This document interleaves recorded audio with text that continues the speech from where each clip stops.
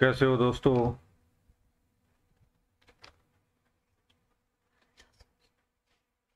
राजस्थान सेवा नियम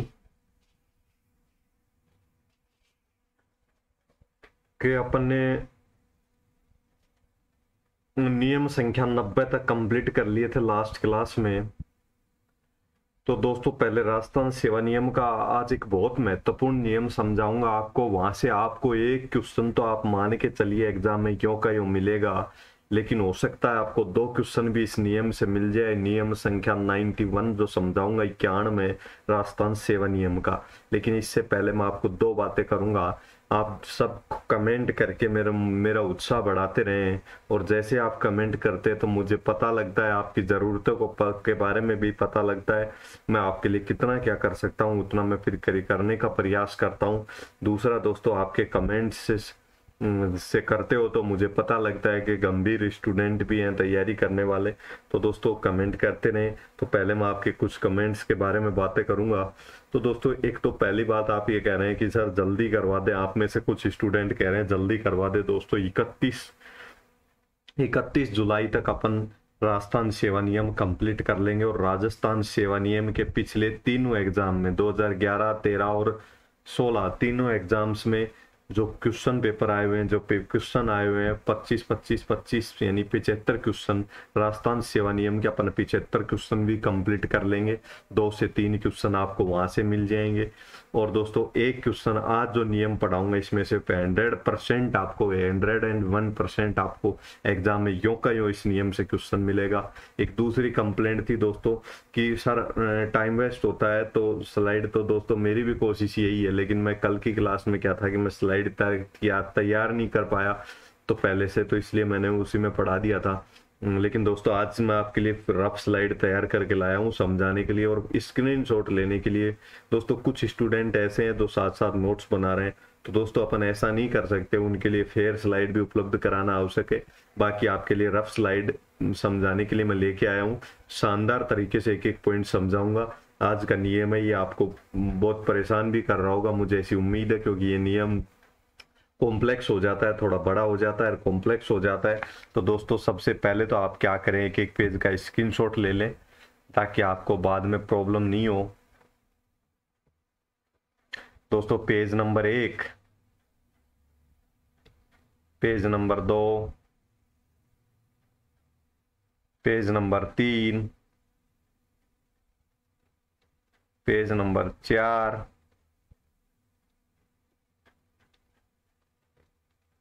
page number 5, page number 6, page number 7, page number 8,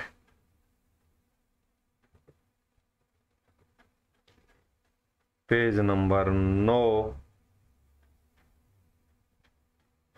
page number 10।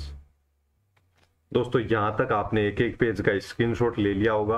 अब दोस्तों आपके लिए रफ स्लाइड तैयार है, एक एक नियम आराम से आपको समझाऊंगा, अधिक समय भी नहीं लगेगा। लेकिन दोस्तों नियम संख्या 91 है दोस्तों, ये बहुत महत्वपूर्ण नियम है। यहाँ से आपको एक क्वेश्चन एग्जाम में 100% मिलेगा, इसमें कोई किंतु परंतु नहीं है। चाहे कोई भी एग्जामिनर, कैसा भी एग्जामिनर अगर एक पेपर बनाएगा तो दोस्तों 100% आपको एक क्वेश्चन इस नियम से मिल जाएगा, नियम नंबर 91 से।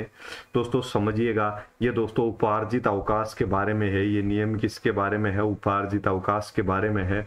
तो दोस्तों पहले तो उपार्जित अवकाश होता क्या है एक बार आप, मैं ऊपर स्लाइड पे आपको समझा देता हूँ, कुछ स्टूडेंट्स को नहीं पता होगा।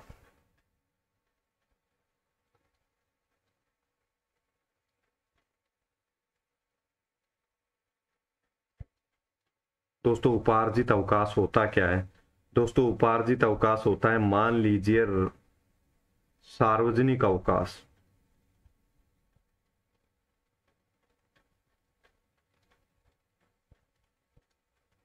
दोस्तों एक पॉइंट है सार्वजनिक अवकाश। दोस्तों अपन थोड़ा सा समझेंगे लिखकर, बाकी अपन पूरा स्लाइड्स में यों का यों है। लेकिन एक पॉइंट सिर्फ आप अपन उपार्जित अवकाश को यहाँ पे समझेंगे फिर अब स्लाइड में। सार्वजनिक अवकाश जो होते हैं दोस्तों, जो कि कौन से होते हैं, जो त्योहारों पर छुट्टियां होती हैं वो सार्वजनिक अवकाश होता है। रविवार, रविवार का जो अवकाश होता है वो भी सार्वजनिक अवकाश होता है। इस प्रकार से जो भी सरकारी छुट्टियां होती हैं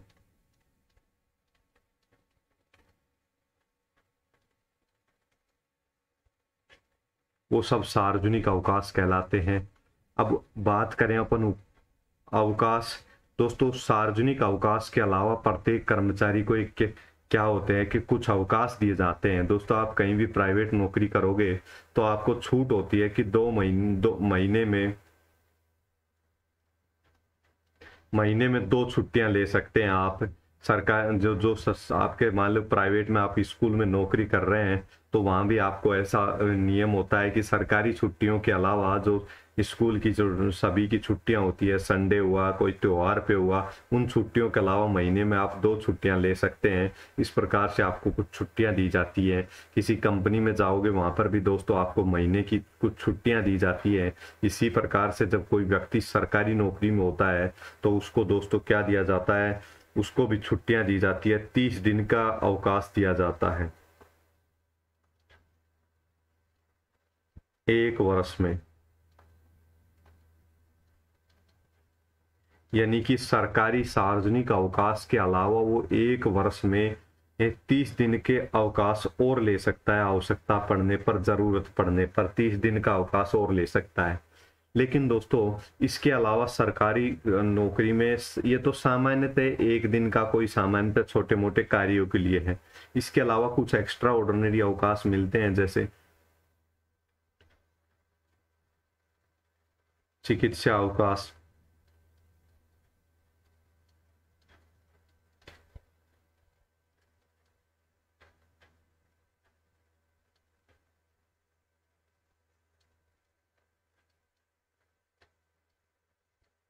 मातृत्व अवकाश, चिकित्सा अवकाश, ऐसे और अवकाश मिलते हैं। तो ये दोस्तों ये तो विशेष परिस्थितियों के लिए होते हैं, चिकित्सा के लिए, मातृत्व अवकाश। तो ये जो 30 दिन के जो अवकाश यहाँ पे मिल रहे हैं ये इनके अलावा हैं दोस्तों। ये जो इस प्रकार के कोई विशेष परिस्थिति उत्पन्न होने पर जो अवकाश मिल रहे हैं, इन अवकाशों के अलावा ये 30 दिन के अवकाश मिलते हैं। अब दोस्तों इन अवकाशों में मान लीजिए 30 दिन की छुट्टी है वो कभी भी ले सकता है कर्मचारी। तो इस स्थिति में क्या होगा दोस्तों, मान लीजिए इन 30 दिन की छुट्टियों में क्या किया जाता है कि 15 दिन की छुट्टी तो 1 जनवरी से कब तक, जून तक, यानी कि पहले शुरू के जनवरी से जून तक, 1 जनवरी से लेकर जून तक, यानी कि पहले 6 महीने में 15 दिन अवकाश ले सकता है। तो दोस्तों ये 15 दिन अवकाश ले सकता है, लेकिन एक कोई कर्मचारी ऐसा है उसको आवश्यकता ही नहीं पड़ी तो उसने दोस्तों 7 दिन अवकाश लिया, केवल 7 दिन अवकाश लिया। तो दोस्तों 7 दिन का जो अवकाश इस 6 महीने में उसने नहीं लिया, ले सकता था और नहीं लिया, वो ड्यूटी पे आया तो उसने क्या कर लिए, उपार्जित अवकाश कर लिए, यानी कि अवकाश कमा लिया। वो अवकाश उसके जुड़ते रहेंगे। जो अवकाश उसने नहीं लिया, कर्तव्य पे आने से अवकाश जुड़ते हैं दोस्तों। मान लीजिए 7 दिन इसको जरूरत पड़ी, 7 दिन के अवकाश की इसको जरूरत नहीं पड़ी, 15 में से 7 दिन ही छुट्टी लेता है तो 7 दिन तक ये ड्यूटी करता है। तो दोस्तों इसने अपना कर्तव्य पूरा करके क्या कर लिया, अवकाश उपार्जित कर लिया, अवकाश कमा लिए। तो ये अवकाश इसके जुड़ते रहेंगे भविष्य में। जब भी इसको आवश्यकता पड़ेगी जिस साल में, तो ये दोस्तों इन अवकाशों को ले सकता है। अगर नहीं लेगा तो इसको इन अवकाशों का क्या किया जाएगा, भुगतान। इन अवकाशों के जिस दिन इसने ड्यूटी पे आके कर्तव्य को पूरा है तो अतिरिक्त भुगतान किया जाएगा उस दिन इस अवकाश का। तो दोस्तों ये होते हैं उपार्जित अवकाश। अब आप आराम से समझ गए होंगे। अब दोस्तों अपन अपना एक एक पॉइंट लेके चलेंगे। दोस्तों राज्य कर्मचारी है, कोई स्थायी या अस्थायी हो, वो 30 दिन का उपार्जित अवकाश दे होगा। कोई भी राज्य कर्मचारी है, साफ शब्दों में लिखा हुआ है, स्थायी हो चाहे अस्थायी हो, उसको 1 कैलेंडर वर्ष में, कब की बात कर रहे हैं, 1 कैलेंडर वर्ष में 30 दिन का उपार्जित अवकाश दे होगा, यानी कि 30 दिन तक का अवकाश मिलेगा। वो अगर इस अवकाश का 30 दिन का उसको जरूरत नहीं पड़ती है और वो उपयोग नहीं करता है, छुट्टी नहीं लेता है, तो ये उसके जुड़ते जाएंगे, उपार्जित हो जाएंगे ये अवकाश। तो दोस्तों एक राज्य कर्मचारी स्थायी और अस्थायी और 30 दिन का उपार्जित अवकाश दे है, 1 साल के अंदर 30 दिन के उपार्जित अवकाश उसको मिलेंगे। दोस्तों अब मामला आता है आरएससी। दोस्तों राजस्थान सशस्त्र पुलिस में कोई नौकरी कर रहा है, यानी आरएससी बोलते हैं जिसको, ये सशस्त्र पुलिस होती है। इसके सदस्य के रूप में कोई व्यक्ति नौकरी कर रहा है और वो पहले तो आरएससी का सदस्य होना चाहिए, यानी राजस्थान सशस्त्र पुलिस में होना चाहिए। उसके अलावा क्या कंडीशन होनी चाहिए, भारतीय रिजर्व बटालियन में प्रतिनियुक्ति पर हो। दोस्तों भारतीय रिजर्व बटालियन में जो प्रतिनियुक्ति पे जाते हैं उनकी अपॉइंटमेंट दोस्तों मैंने ऐसा देखा है दिल्ली में रहती है। राजस्थान पुलिस की एक बटालियन, 1 या 2 बटालियन हमेशा दिल्ली में भी रहती हैं। तो वो क्या है, भारतीय रिजर्व बटालियन के रूप में प्रतिनियुक्ति पर है, डेपुटेशन पर है। प्रत्येक राज्य की बटालियन वहां पे होती है। तो दोस्तों भारतीय रिजर्व बटालियन में प्रतिनियुक्ति पर होना चाहिए। पहली बात तो क्या होना चाहिए, आरएससी का सदस्य होना चाहिए, राजस्थान सशस्त्र पुलिस का सदस्य। दूसरा, भारतीय रिजर्व बटालियन में प्रतिनियुक्ति पर हो, सदस्य होगा इसका तभी प्रतिनियुक्ति पर होगा। या फिर प्रतिनियुक्ति पर नहीं है तो देश की सीमाओं पर कहीं उसको तैनात कर रखा हो, कोई ऐसा आदेश दे रखा हो देश की सीमाओं पर तैनात हो, या तो प्रतिनियुक्ति पर रिजर्व बटालियन के रूप में हो या फिर प्रतिनियुक्ति पर देश की सेनाओं पर सीमाओं पर तैनात हो। तो ऐसी स्थिति में दोस्तों उसको 30 दिन की जगह 42 दिन के साल के क्या मिलेंगे, अवकाश मिलेंगे। अगर जरूरत पड़े तो 42 दिन तक अवकाश ले सकता है। सामान्य अवकाश है ये चिकित्सकीय अवकाश, जो मातृत्व अवकाश जो विशेष परिस्थितियों में प्राप्त होते हैं। मातृत्व अवकाश एक विशेष परिस्थिति उत्पन्न हो जाती है, कोई महिला कर्मचारी और माँ बनती है तो ऐसी स्थिति में प्राप्त होता है। चिकित्सकीय अवकाश कोई व्यक्ति बीमार हो जाता है कर्मचारी तब प्राप्त होता है, तो वो विशेष परिस्थिति से संबंधित अवकाश हो गया। तो विशेष परिस्थिति वाले अवकाशों को छोड़कर 42 दिन के उसको साधारण अवकाश प्राप्त होते हैं जिनको वो उपयोग में ले सकता है। तो दोस्तों ये अपन ने 2 पॉइंट देखे, अब आपको समझ में आ गए होंगे। एक बार मैं 2 सेकंड के अंदर इन दोनों पॉइंट को रिवाइज कर रहा हूं, आप ध्यान से समझिएगा। राजस्थान कर्मचारी स्थायी और अस्थायी और 30 दिन का उपार्जित अवकाश दे होगा, सभी कर्मचारियों पर लागू हो रहा है ये नियम। स्थायी हो चाहिए स्थायी हो, राजस्थान सरकार का कोई भी कर्मचारी हो। इसके अलावा दूसरा 42 दिन का अवकाश किसको मिलेगा, ये तो मिलेगा 30 दिन का सभी कर्मचारियों को। लेकिन आरएससी का कोई जवान है, राजस्थान सशस्त्र पुलिस का सदस्य है और वो कहाँ पे नियुक्त है, भारतीय रिजर्व बटालियन में प्रतिनियुक्ति पे है या फिर प्रतिनियुक्ति पर देश की सीमाओं पर नियुक्त है, तो ऐसे व्यक्ति को 30 की जगह 42 दिन का अवकाश प्राप्त होगा दोस्तों।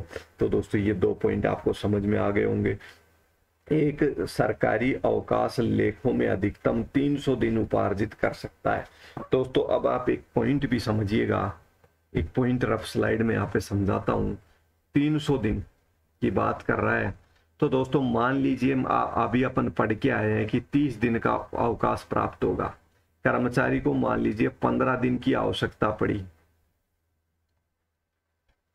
15 दिन की आवश्यकता नहीं पड़ी तो वो कहाँ पे आया, ड्यूटी पे गया। ड्यूटी पे गया तो उसने क्या कर लिया, अवकाश कमा लिए, अवकाश अर्जित कर लिए। ड्यूटी पर जाके उसने अवकाश क्या कर लिए, अर्जित कर लिए। ये क्या हो गए, अवकाश अर्जित हो गए। यानी कि वो 30 दिन के अवकाश मिले थे, वो 30 दिन के अवकाश ले सकता था, लेकिन उसको 15 दिन की जरूरत पड़ी। बचे हुए 15 दिन उसने ड्यूटी की तो ये उसके अवकाश अर्जित हो गए, कमा लिए गए, क्योंकि उसका अधिकार 30 दिन छुट्टी करने का था, लेकिन उसने 15 दिन ही छुट्टी की। या आवश्यकता के अनुसार 15 दिन उसने ड्यूटी की तो उसको प्रोत्साहन स्वरूप अवकाश अर्जित हो जाएंगे। और जो अवकाश अर्जित होंगे तो दोस्तों मान लीजिए पहली साल में 15 अर्जित हुए, दूसरी साल में उसको 5 दिन का अवकाश लेता है वो कर्मचारी। दूसरी साल में कितने दिन का, 5 दिन का लेता है अवकाश। दूसरे साल में भी उसको 30 अवकाश मिलेंगे, लेकिन उसको जरूरत 5 दिन की पड़ी, 25 अवकाश बच गए, तो ये 15 में 25 जुड़ जाएंगे। तीसरी साल में उसी कर्मचारी को दोस्तों 10 दिन के अवकाश की जरूरत पड़ी, 10 दिन छुट्टी ले लेता है 30 में से, तो उस अगले साल में उसको 20 अवकाश बच गए, तो ये अवकाश जुड़ जाएंगे। इस प्रकार से जुड़ते जुड़ते 300 से अधिक नहीं हो सकते।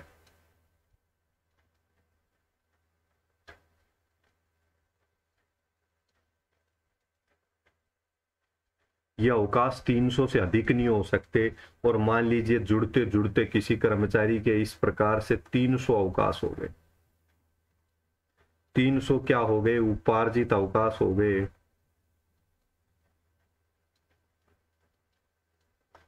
अब 300 में से वो दोस्तों वो व्यक्ति क्या करेगा, 300 में से वो एक साथ उसको जरूरत पड़ गई किसी वर्ष, उसको बहुत आवश्यक काम हो गया और वो छुट्टी लेना चाहता है, तो ये दोस्तों उपार्जित अवकाश है, उसने ड्यूटी की थी, तो दोस्तों उसको छूट है कि इतने 300 दिन उसने ड्यूटी की थी, छुट्टी ले सकता था लेकिन उसको आवश्यकता नहीं थी तो उसने ड्यूटी की, तो दोस्तों उसको भविष्य में वो अवकाश लेने की छूट है, उसके अवकाश उपार्जित अवकाश हो गए, यानी कि उसका अवकाश जुड़ गए।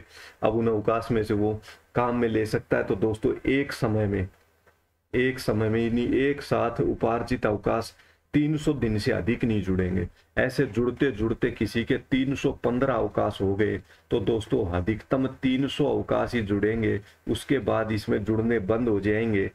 फिर उसको जरूरत पड़ी, मान लो एक 300 में से 120 दिन को वो क्या कर लेता है, छुट्टी ले लेता है, तो दोस्तों उसके अवकाश कितने बचेंगे, 180 दिन के अवकाश बचे। अब दोस्तों इसमें फिर अवकाश जुड़ेंगे, फिर 300 हो जाएंगे, तो 300 से अधिक नहीं हो सकते उसके अवकाश, उपार्जित अवकाश।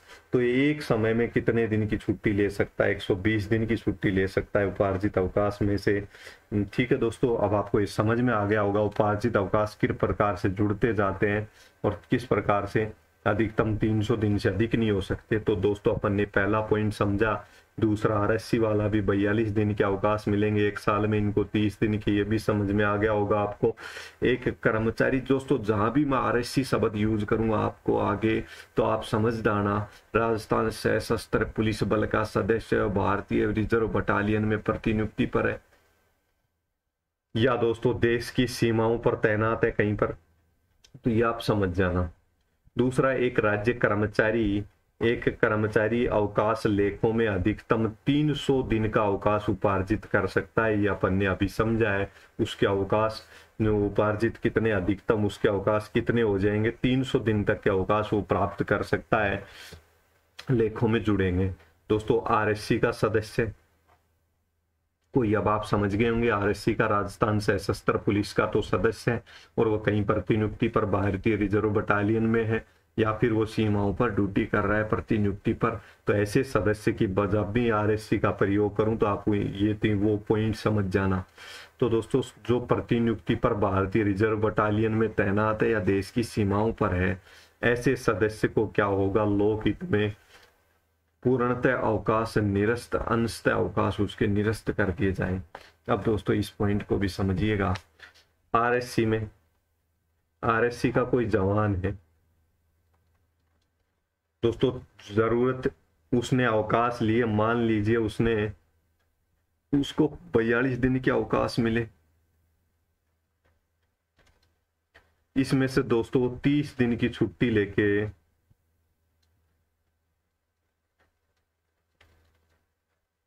घर आ गया, अपने बच्चों के पास आ गया, 30 दिन की छुट्टी लेके 42 दिन के आरएससी के जवान को अपन पढ़ के आए, 42 दिन के अवकाश मिलते हैं साल में, उसमें से वो 30 दिन की छुट्टी लेके घर पे आ गया। लेकिन दोस्तों कोई इमरजेंसी हो गई, क्योंकि पुलिस का मामला है तो कभी भी जरूरत पड़ सकती है, सशस्त्र पुलिस है, कोई भी देश में इमरजेंसी लग गई और अतिरिक्त सेना की जरूरत है, अतिरिक्त पुलिस की जरूरत है, तो दोस्तों उसने 10 दिन हुए थे घर आए, उसके बाद उसका अवकाश क्या कर दिया गया, अवकाश निरस्त कर दिए गए, छुट्टियां रद्द कर दी गई। दोस्तों कोई भी कर्मचारी होता है उसकी छुट्टियां कभी भी निरस्त की जा सकती है, अपना नियम संख्या 59 में ये बातें पढ़ के आए हैं, तो उसकी छुट्टियां निरस्त कर दी। तो दोस्तों 10 दिन तो उसने अवकाश मना लिए, तो 30 दिन की छुट्टी ली थी, तो दोस्तों उसकी दिन कितने बचे अवकाश के, 20 दिन के अवकाश के दिन बचे।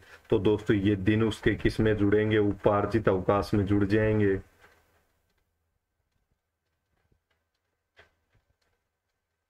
अब दोस्तों उपार्जित अवकाश में जुड़ जाएंगे, लेकिन दोस्तों ये 300 दिन के अलावा होंगे, यानी वो 300 दिन तो जोड़ सकता है, उसके अलावा ये जो उसकी छुट्टियां अवकाश निरस्त करने की वजह से जो अवकाश रह गए वो उसके अलावा जुड़ेंगे। अन्य कर्मचारियों के मामले में अधिकतम 300 दिन तक के उपार्जित अवकाश जुड़ेंगे। किसी आरएससी का कोई जवान है, उसकी छुट्टियां निरस्त कर दी गई तो उसके 300 दिन के अलावा उसके ये अवकाश जुड़ जाएंगे। अब दोस्तों स्थिति ऐसी है, 300 दिन के उसने मान लो पहले से अवकाश अर्जित कर रखे हैं और इस साल उसको जो 42 अवकाश, 300 दिन उसके पहले के अवकाश बने हुए हैं, इस साल उसको 42 अवकाश मिले जिसमें से वो छुट्टी पे गया, सारे 12 दिन तो एक दिन छुट्टी पे चला गया, बचे हुए 30 दिन की दोबारा से उसने छुट्टी ली, लेकिन वो 10 दिन का उपयोग कर पाया, लेकिन 20 दिन पहले उसको वापस बुला लिया जरूरत पड़ने पर। तो दोस्तों ये 20 अवकाश इस 300 दिन के अलावा लाभ मिलेगा इसको। ठीक है, सामान्य कर्मचारी के मामले में, आरएससी के जवान के मामले में है केवल ये जिसके अवकाश निरस्त किए गए हों, अन्य मामलों में ये नहीं जुड़ेंगे। 300 दिन तक ही अधिकतम अवकाश रहेंगे, उपार्जित अवकाश। तो दोस्तों ये इसके अलग से 20 दिन के और उपार्जित अवकाश हो जाएंगे, तो 320 दिन हो जाएंगे।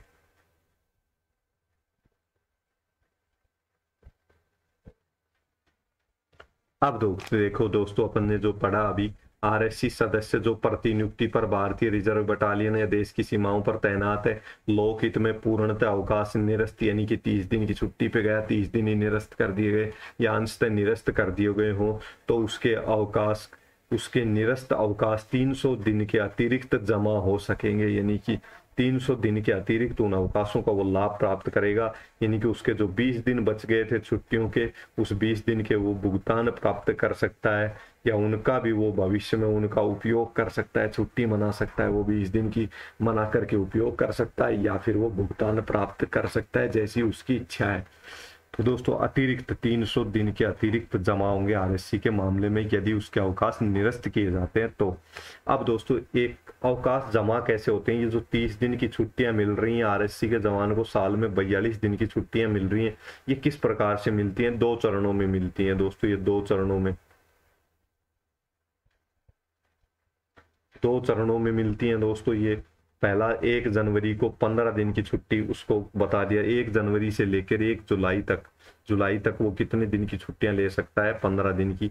फिर 1 जुलाई से वो कितने दिन की, 1 जुलाई से आने वाली वापस 1 जनवरी तक यानी कि 31 दिसंबर तक वो वापस से 15 दिन की छुट्टियां ले सकता है। इस प्रकार से साल को 6-6 महीने में बांट के 15 दिन की यहाँ ले सकता है, 15 दिन की यहाँ ले सकता है, इस प्रकार से व्यवस्था की गई है। आरएससी के मामले में 42 दिन छुट्टियां मिलती हैं, सामान्य कर्मचारी को 30 दिन, तो 15-15 हो गया, 15 प्रारंभिक 6 महीने में जनवरी से जून तक, और 15 जुलाई, 1 जुलाई से 31 दिसंबर तक ले सकता है।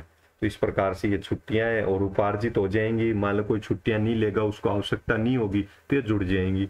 और आरएससी का जवान है, उसको 42 दिन की छुट्टियां प्राप्त होती है, तो दोस्तों साल में 2 पार्ट में हिस्सों में ले सकता है, पहले 6 महीने में आधी ले सकता है, तो ये 21 दिन की हो गई, 21 दिन की, तो 1 जनवरी से जून तक, 1 जुलाई से 21 दिन की छुट्टियां ले सकता है वो। अब दोस्तों अपन आगे पढ़ेंगे अग्रिम अवकाश का लेखा। दोस्तों ये जो अपन अभी कह रहे थे 30 दिन और ये 42 दिन, ये अग्रिम अवकाश है एक तरह से, यानी कि ये उपार्जित नहीं है अभी, ना ही ये उपयोग किया गया। दोस्तों ये साल के शुरू में मान लीजिए किसी व्यक्ति को 30 दिन का अवकाश ले सकता है साल में, और 1 जनवरी को 15 दिन का अवकाश ले सकता है। उसको पता है 1 जनवरी से लेकर 31 जून तक वो 15, मतलब शुरू के 6 महीने में 15 दिन की वो छुट्टियां ले सकता है। तो दोस्तों ना तो ये अभी उसने इन छुट्टियों का उपयोग किया है, ना ही ये छुट्टियां उपार्जित की है उसने, तो अग्रिम रूप से जमा है, एक तरह से अग्रिम रूप से जमा छुट्टियां हैं ये उसकी, तो इनका लेखा पृथक से रखा जाएगा। तो दोस्तों मान लीजिए किसी के उपार्जित अवकाश 300 दिन पहले से पूरे हो रखे हैं, और इस साल की जनवरी में उसको 15 दिन की जनवरी से जुलाई तक और 15 दिन आगे यानी कि 30 दिन की छुट्टियां ले सकता है, इस साल की मिली है उसको। अब दोस्तों 300 से ज्यादा तो उसके उपार्जित अवकाश हो नहीं सकते, लेकिन जो ये 15 दिन है तो ये इनका या तो उपयोग कर लेगा, उपयोग नहीं करेगा, ये 15 दिन तक ये 1 जनवरी से लेकर जून तक ये उसके रिजर्व रहेंगे, यानी कि अग्रिम अवकाश है बना रहेगा। अगर वो इनका उपयोग नहीं करेगा तो ना तो यहाँ जुड़ेंगे, समाप्त हो जाएंगे। मतलब कि 31 जून को 31 जून को या 15 दिन की छुट्टियों का इसको उपयोग कर लेना है। अगर उपयोग नहीं करेगा तो ये उपार्जित अवकाश में नहीं जुड़ेंगी, 300 दिन से अधिक नहीं हो सकती।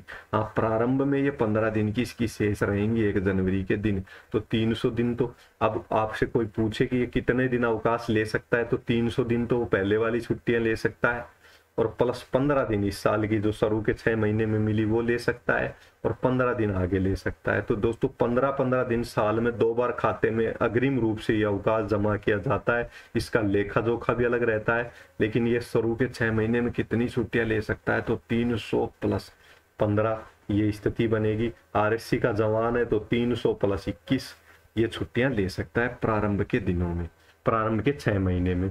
तो दोस्तों ये अग्रिम रूप से जमा अवकाश है उसका, यानी कि उसको छुट्टियां लेने का अधिकार है, वो लेगा नहीं लेगा, लैप्स होंगी। लेकिन दोस्तों जब ये 6 महीने उसके समाप्त होंगे तो उसके आखिरी दिन इसके 300 से अधिक अवकाश नहीं हो सकते यहाँ पे, तो ये छुट्टियां नहीं भी लेगा तो ये समाप्त हो जाएंगी, क्योंकि 300 की लिमिट लगी हुई है। तो दोस्तों ये समझ में आ गया होगा आपको। दोस्तों 6 माह के अंत में शेष अवकाश 300 से अधिक नहीं होने चाहिए, ये अपन ने अभी समझ लिया। राजस्थान सिविल सेवा नियम 1981, पदभार ग्रहण काल 15 दिन। अब दोस्तों ये पदभार ग्रहण काल क्या होता है, मैंने आपको पहले भी बहुत बार समझाया है।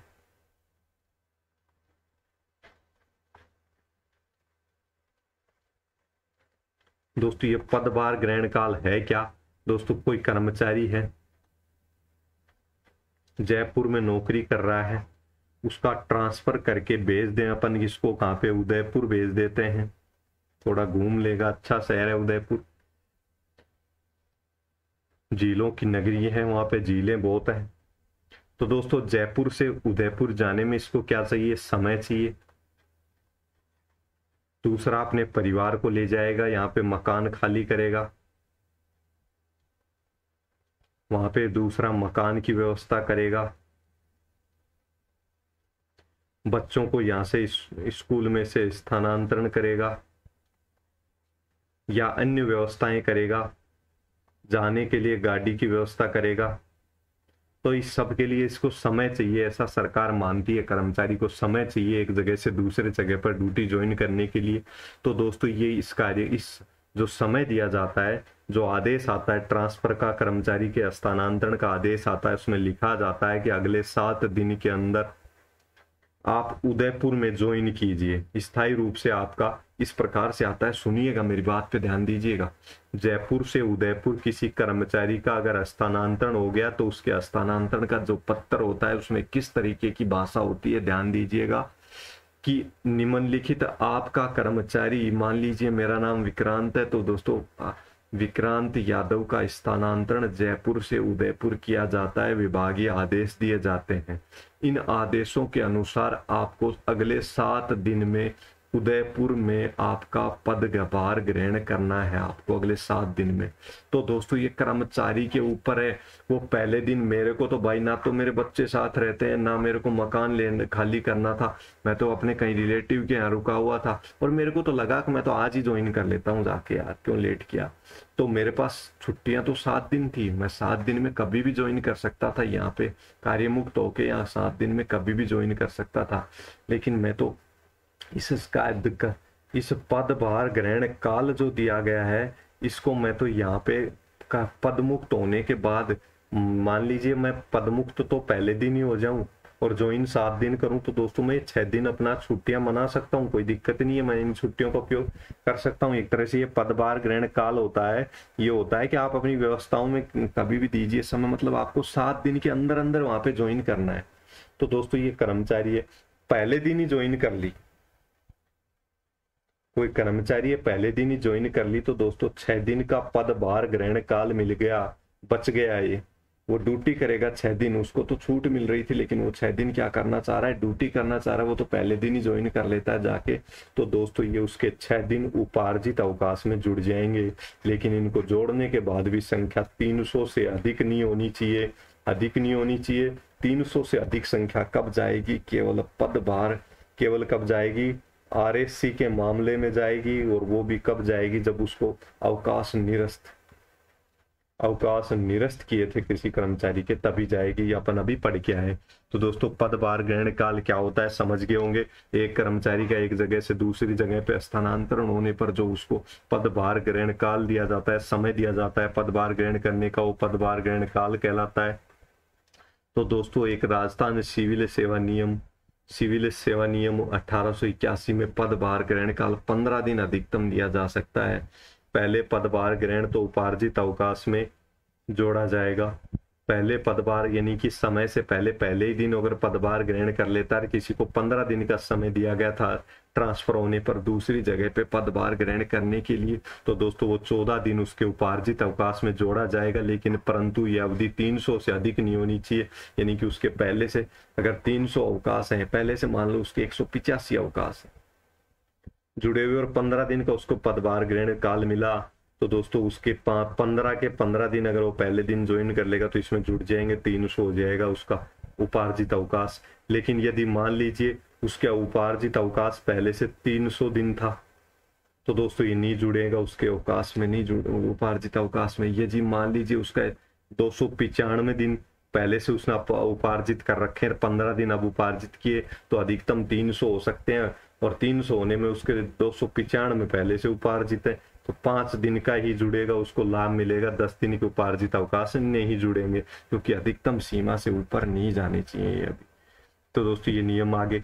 अब दोस्तों साक्षरता कार्यक्रम में किसी कर्मचारी शिक्षक को लगाया जाता है साक्षर करने के लिए, तो दोस्तों 3 दिन कार्य करेगा ना, तो उसको 1 दिन का उपार्जित अवकाश जुड़ता रहेगा उसको। साक्षरता कार्यक्रम में किसी शिक्षक को लगाया गया है, तो दोस्तों वो 3 दिन कार्य करेगा, 1 दिन का उसको उपार्जित अवकाश मिल जाएगा, यानी कि भविष्य में वो 1 दिन की अतिरिक्त छुट्टी ले सकता है, उसके उपार्जित अवकाश में जुड़ जाएगा। अगर छुट्टी नहीं लेगा तो उसको 1 दिन के अवकाश का भुगतान मिल जाएगा। 3 दिन कार्य करने पर 1 दिन का उपार्जित अवकाश साक्षरता कार्यक्रम में मिलता है। असाधारण अवकाश, दोस्तों असाधारण अवकाश कौन से होते हैं? एक तरह से मान लीजिए कोई कर्मचारी बिना सूचना दिए किसी भी कार्यालय में 10 दिन तक वो अनुपस्थित रहता है, तो उसको दोस्तों जो अवकाश स्वीकर्ता अधिकारी है वो असाधारण अवकाश में बदल सकता है, साधारण अवकाश मानेगा उसको। अगर बिना सूचना दिए अनुपस्थित रह रहा है साधारण अवकाश माना जा सकता है। नियमित भी किया जा सकता है, अगर उसके कारण से संतुष्ट होगा तो, नहीं होगा तो असाधारण अवकाश हो जाएगा। तो दोस्तों कोई व्यक्ति को असाधारण अवकाश पे 10 दिन जाता है तो 1 दिन का उसका उपार्जित अवकाश कम कर दिया जाएगा, ये घटाने का है। ये साक्षरता कार्यक्रम में अगर 3 दिन तक काम करेगा कोई कर्मचारी तो 1 दिन का उसको अवकाश उपार्जित अवकाश में उसका जुड़ जाएगा। वो उसका लाभ ले सकता है या उसका भुगतान प्राप्त होगा उसको। अगले 3 दिन कार्य करेगा 1 दिन और जुड़ जाएगा, लेकिन ये सीमा भी अधिकतम 300 से अधिक नहीं हो सकती जुड़ने के बाद। तो दोस्तों असाधारण अवकाश, कोई व्यक्ति 10 दिन के असाधारण अवकाश पर उसका 1 दिन का उपार्जित अवकाश कम कर दिया जाएगा। बिना सूचना के अवकाश पे चला गया तो वो हो गया असाधारण अवकाश। अगर 10 दिन तक कर्मचारी नहीं आता है तो उसका 1 दिन का अवकाश, मान लीजिए उसके 300 अवकाश थे पहले के जुड़े हुए थे जो उसने काम में नहीं लिए, कर्तव्य पे ड्यूटी पे जाके अर्जित किए हैं, तो ऐसे अवकाशों में उसका मान लीजिए 1 दिन कम कर दिया जाएगा, 299 अवकाश बचेंगे। वो 299 दिन अवकाश ले सकता है या भुगतान प्राप्त कर सकता है। लेकिन दोस्तों स्थिति ये बनी, इसमें तो ये लिखा हुआ था 10 दिन के असाधारण अवकाश पर 1 दिन का अवकाश कम कर दिया जाएगा, लेकिन दोस्तों 10 दिन से कोई कर्मचारी कम दिन यानी 9 दिन असाधारण अवकाश पर जाए तो क्या स्थिति बन गई, इसका स्पष्टीकरण इसमें नहीं था। तो वित्त विभाग ने स्पष्टीकरण किया कि 5 दिन से लेकर 10 दिन तक के अवकाश पे जाएगा तो 1 दिन का उपार्जित अवकाश कम कर दिया जाएगा। अगर 5 दिन से कम यानी 4 दिन बिना सूचना के अवकाश पे जाता है तो वो असाधारण अवकाश हो गया, और असाधारण अवकाश 4 दिन का लेता है तो उसके उपार्जित अवकाश को कम नहीं किया जाएगा, यानी 5 दिन से लेकर 10 दिन तक। यदि 20 दिन का असाधारण अवकाश पे जाता है तो 2 दिन का उपार्जित अवकाश कम हो जाएगा, प्रत्येक 10 दिन पे 1 दिन कम होता है। तो दोस्तों ये भी आपको समझ में आ गया होगा, नहीं आया तो एक बार फिर बोलता हूं मैं, ध्यान से सुनना। 10 दिन के असाधारण अवकाश कौन सा होता है? जब दोस्तों बिना सूचना के 10 दिन तक अनुपस्थित रहे असाधारण अवकाश, उसके उपार्जित जो उसने पहले कमाए हैं अवकाश उनमें से 1 कम कर दिया जाएगा। मान ले उसके 300 उपार्जित कर रखे थे अवकाश, तो 299 बचेंगे।